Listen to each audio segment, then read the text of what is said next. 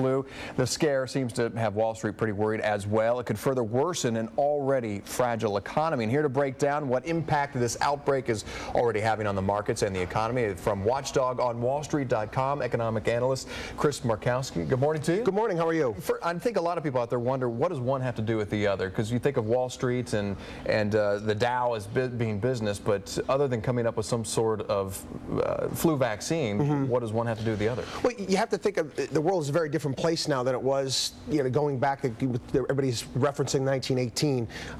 Very, very interconnected. We do business all the time. We've got factories set up in Mexico. We've got factories set up over in China. We've got goods and services going over these borders. There's always the thought in everyone's back of their mind: are they going to shut the borders down? Is XYZ company going to have access to whatever their goods are at this point? So that brings up the question: what happens if there are trade restrictions implemented here?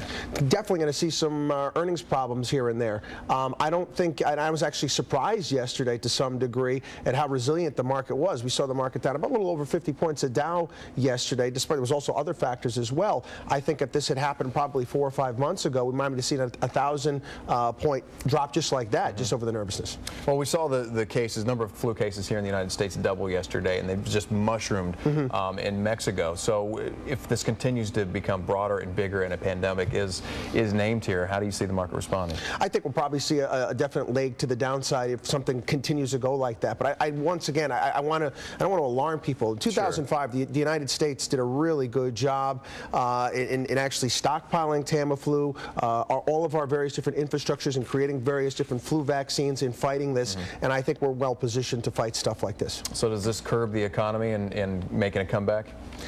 It definitely could. There's no doubt about it. It could definitely do it. Right now, it's too early to tell. This has just happened all so quickly. It could fizzle out. We all remember the bird flu, SARS, the West Nile virus when I used to live in New York. That was a big deal there. So you never know. It could be done next week.